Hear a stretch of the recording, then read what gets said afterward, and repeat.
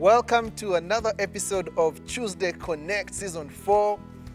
We are glad that you could join us. My name is Pastor Sam, and I'm joined by the usual suspects who were here last week. Bundi on my left and Pastor Ramson on my right. And today we continue with the topic that we had started off last week on money. And I don't know whether you caught that. If you missed that episode, just check out your YouTube page. You can always watch that. Today we are continuing with some of those conversations that we started last time. Now, in the last episode, you guys, we talked about some of the popular cultural phrases on money. Remember that? We talked about get rich or die trying.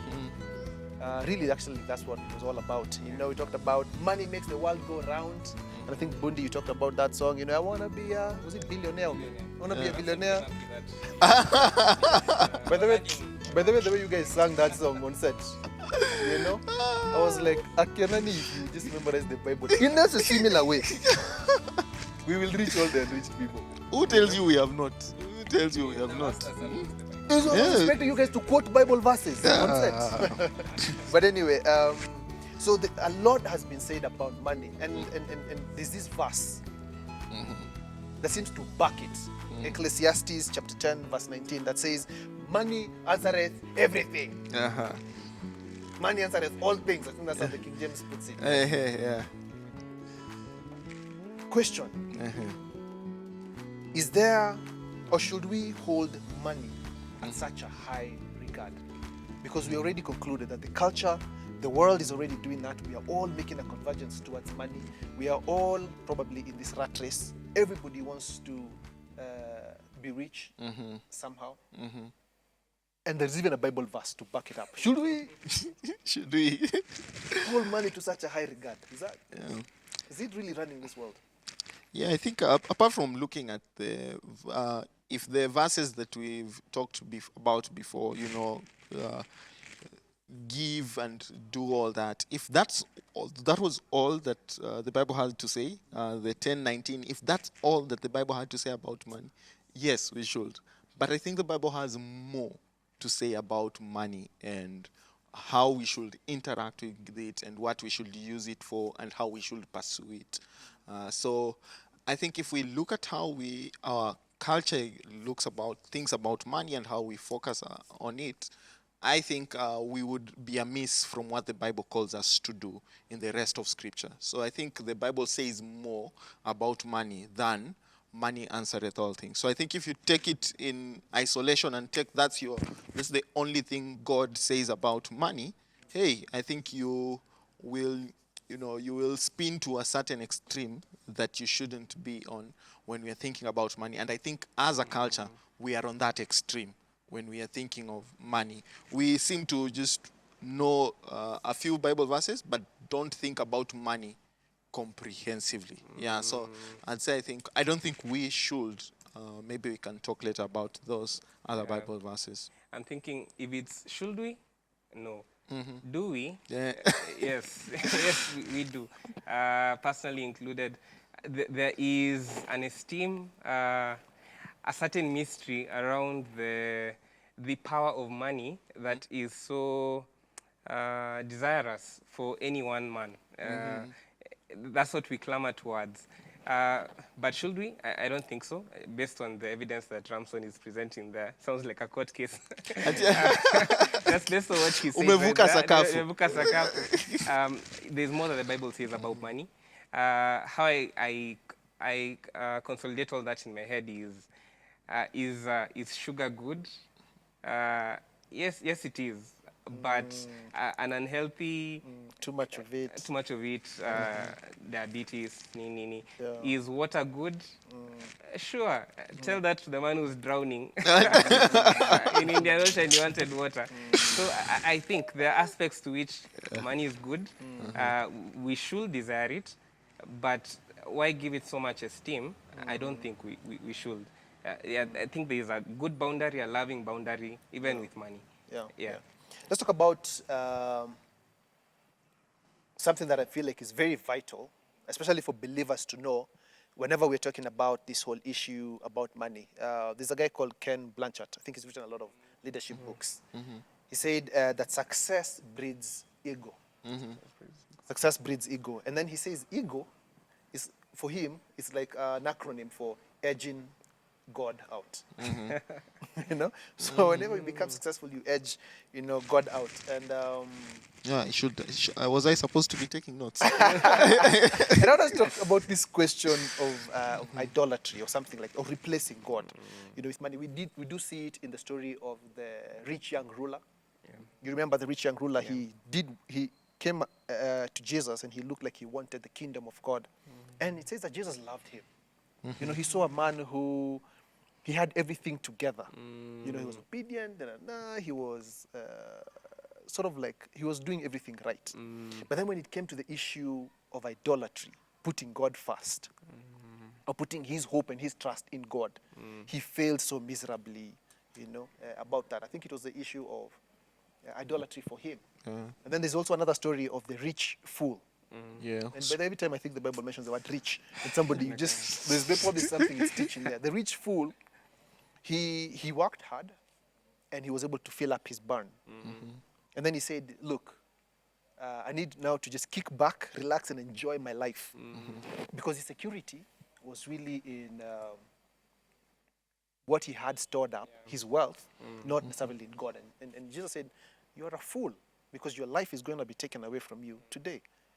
Because he showed that his security was really something else apart from God. Yeah. The question is, do you feel like the reason why,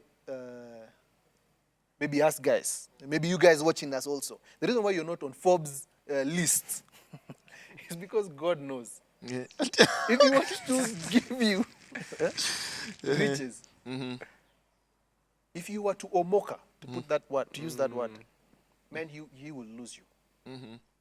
Is that like a legitimate fear that whenever money increases, then there is a risk of idolatry and walking away from God? I don't know whether. Yeah, I think it's a real thing that happens. It's not even theoretically. It is something that has happened, especially when you think of it in a wider term. When you think of it as the way in which we measure success. You think of how other people measured success. Look at a guy like Saul. His sense of success and Komoka was becoming king. He becomes king in a way he talks about when he goes to kill the enemies, and then he's told slaughter everyone, and then he doesn't do it. The Amalekites, I think.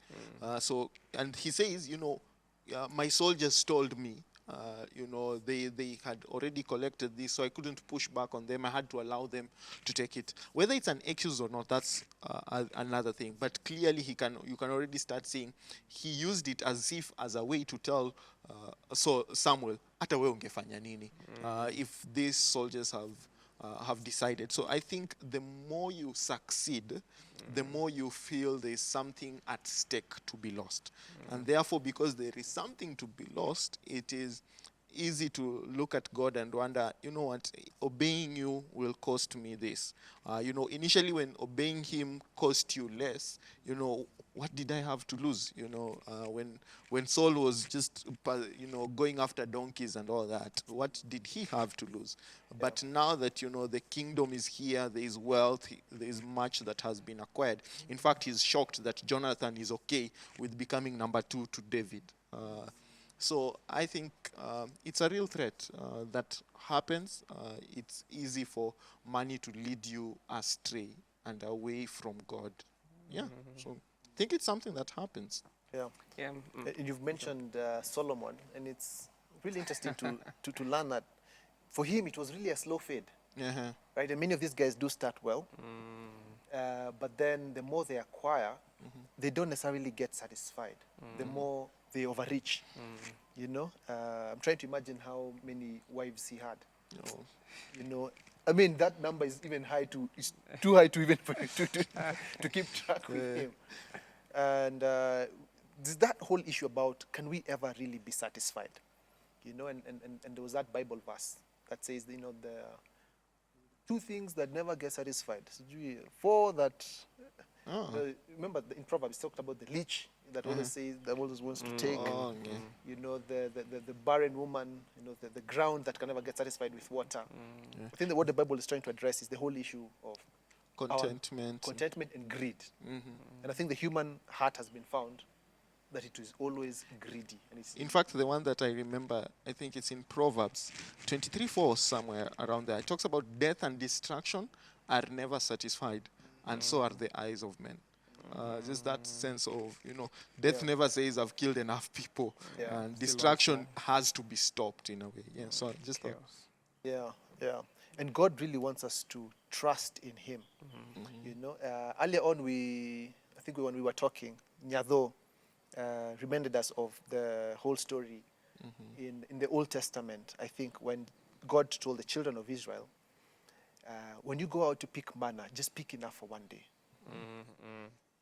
But of course, there are those who are stragglers and they try to take manna for many days, and it will get rotten. And there's almost that sense in us where it's hard for us to trust God for every day. And we want to have, abundance. We want to move away from having to depend on God to being able to provide for ourselves. And I don't know whether we can talk a little bit more about that. How money sort of seems to meet that deficiency for not wanting to trust God. Because we are called to trust God, but money sort of promises us everything that we want. So then God doesn't seem like He's important anymore. Do you see that as a risk? And what do you think about that? I think it's commonly said Jesus taught more about money than He did about anything else. Wow. Because in a certain portion, He actually pits the love of God and the love of money. And He says you can't Serve two masters, can't yeah. serve two masters. You either serve God or you serve mammon. It was such a huge issue because of the security that both seem to give. It seems like on a personal human responsibility basis, with money, I can achieve what God is doing for me. I can get the wife, the education, I can get anything. So it seems that if God just gave the money and disappeared, some guys would really be happy. And so they don't see the place of God when they have money. So I think there is a genuine danger to the human nature when we do have money. Money in itself is not evil, but there is a genuine danger where God does bless us with more, and without a good grounding and discipline on fixing our eyes on Jesus, we tend to be taken away. A pastor I like listening to, John Piper, he likes saying how those who fill themselves with riches fill themselves with many pangs. And they have put themselves in a trap, which if not watched over, they can be taken away. So I am personally very cautious when I do have money. When the end of the month comes and I am very cautious because most times the needs disappear and the wants show up like that. That KFC, that I can walk, but no, I won't walk. Those moments when God does bless us with that which we asked Him for, we forget the giver and we focus much on the gift. So I think it's a human condition that really needs to be addressed, because I too, once in a while, get drawn away by such comforts of riches where God provides and I'm like, I don't need you anymore. Thank you. Yeah. I think that's such a profound idea, Bundi, that God would say the thing that would rival our love for Him is money. Not even- Interestingly, in Deuteronomy, when he's telling them, when you are full and are satisfied, do not forget the Lord your God. It's an interesting concept. Yeah, I think it's Reverend Mwangi who likes to say it's easy to sometimes when you are walking into a petrol station when you're broke, and how you tell the attendant. 500 Mia mbili. versus the end month, or when the money has checked Where in. you're arrogant, The arrogance and the attitude, Shikakan. the temptation to do that as the attitude. Yeah. Money really has that snare. It's that proverb, I think, is it Proverbs 30, which says, the wise man would say, do not give me neither poverty nor riches. Because if you give me riches, then I will disown you, and I will begin to say, who is the Lord? Yeah. I thought that was really profound. Yeah. And if you give me poverty, then I will dishonor you by stealing from others. Says, don't give me neither, just give me my daily bread. That's a sort of dangerous prayers that I do not pray. But you can tell this is somebody who had really reflected. And he knew the thing that would rival the place of God in his own life is probably an abundance of money. Yeah. And I think those two are big things in terms of God gives us a sense of identity, significance, and the thing Bundi said, security. Yeah. Like through God we know who we are and our worth and why are we here and what are we doing. And I think money in a way can rival God in terms of trying to provide those things. Bundi has talked about security, how when you have the money, you can think, I have insurance against any circumstance in life. I don't like people. I can use money to buy friends in a way. That's true.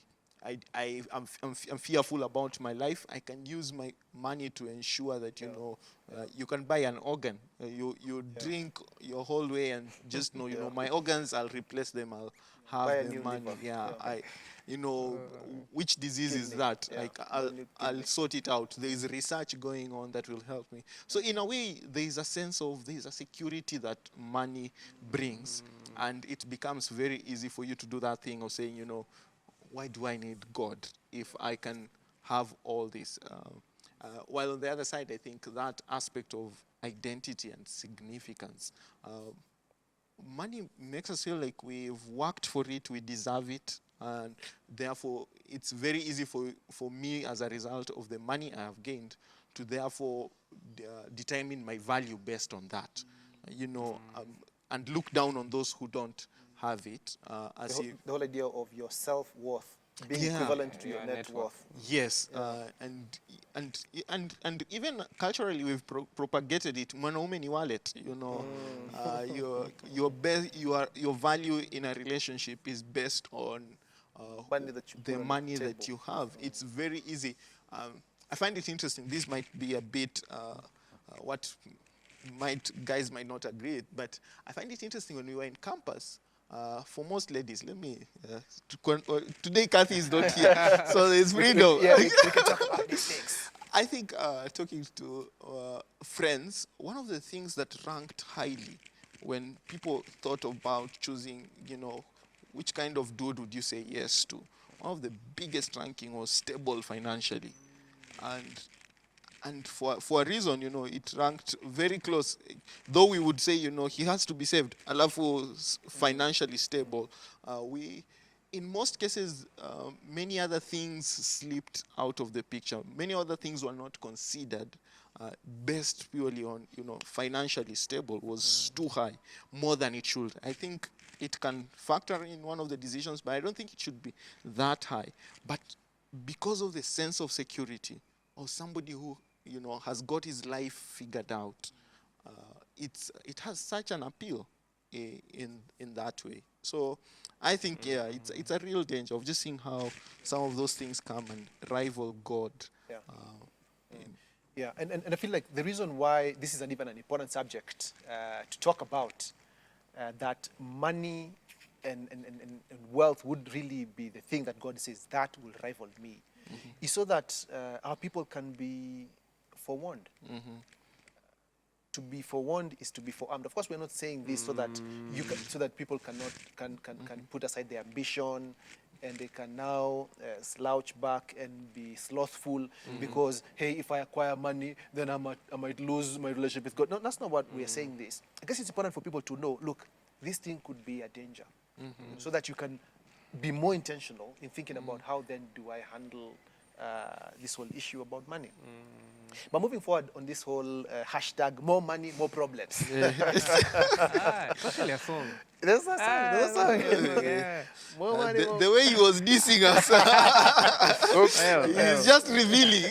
well, there's no him. There's a him. There's a him one. I will have raised it. But what are the other dangers that you guys know of? That that we could address, especially when we think about this whole issue about money. We've talked about identity. If we do not watch our view of money, it could shape our identity. It could shape our worship. I think we've talked about two things. Is there any other thing, that money addresses? Know about? I'll take a stab at it. I've not thought very well about this. But beyond that, I think money shapes our culture and our future. I'm just thinking of someone who's listening right now, and they will have to raise their own children.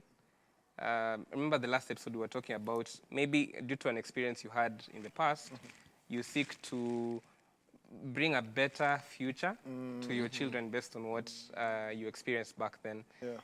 Not knowing that you're not doing it because you're trying to be loving. You're trying to make up Fill certain for void. past. certain void, certain pain that you went through. And so this becomes those sacrifices in 1 Corinthians 13 that, and I have no love. Like I've burnt my body on, on the altar, all done without love. And money has that, that trap in our personal lives. So it shapes our culture. We propagate it, and then we endanger our next generation the way we've been endangered right now by all the songs from pop culture references. So I think beyond just the identity, our identity, we are also shaping the identity of the future. And so if Christians don't stand up and demystify what money genuinely is, it's a legal tender endorsed by God for us to live favorably amongst each other so that no one steals. But then if our culture doesn't get it right, we propagate the same things towards them. And they end up having a very bad life experience. So yeah, I think that comes to mind. Yeah. There's you see this phrase, get rich or die trying. I feel like the Bible does go against that. The whole idea about get rich or die trying, because in 1 Timothy chapter 6, is it verse 6 to 10, it does talk about contentment. Yeah. And this is the motivation it gives for even thinking about being content rather than being greedy for money. It says, godliness with contentment is of great gain, because we brought nothing into this world, and we will take nothing out of it. And can you imagine if you now adopt this philosophy of you have to get rich or die trying to get rich, And then the Bible says, okay, you will die trying to get rich, but you won't even take it with you. What do you guys think about that as a pushback? I know I also wants to jump in. I just remembered the parable of the rich fool. The scene of the rich fool is that he was rich towards himself rather than rich towards God. Towards God. So it's not that the riches were a bad An thing. issue, yeah. Because maybe he has good business, it's bringing profit, or he has to store it and stuff like that. But that false sense of security, he was being rich towards himself and not towards God. He didn't entrust his future towards God. I just thought I'd mention that as you were speaking. I don't know where that desire comes from. I don't know where that desire comes from. That entraps many of us, where we forget God in all of this and all the blessings that He gives. Because I feel like it brings us to a proper perspective to view money. Yeah. Look, you work so hard, you will take nothing with you. And I think this was Job's conclusion when his kids died. He said, "Naked I came, And naked, naked I shall depart. The Lord gives, the Lord taken takes away." And I feel like that brings a healthy balance then, as we view money, so that we don't have to die trying. Yeah. I think it's a way in which, I think such phrases, nobody is against working really hard and, burning the midnight oil to make money and all that. Nobody is really against that. I think people come against it when you are rivaling it, when you're saying, I would die for this thing. That's, I think that kind of emphasis is where I think it brings the problem, because the things because when we bring it to that place, according to the order God has created us, there's something else that should be occupying that kind of devotion and that kind of commitment too. And that's God himself. Only God should we be working that hard for, pursue God and know God and, fulfill his will and die trying to fulfill his will. You easily can place God there and see that fitting into the picture.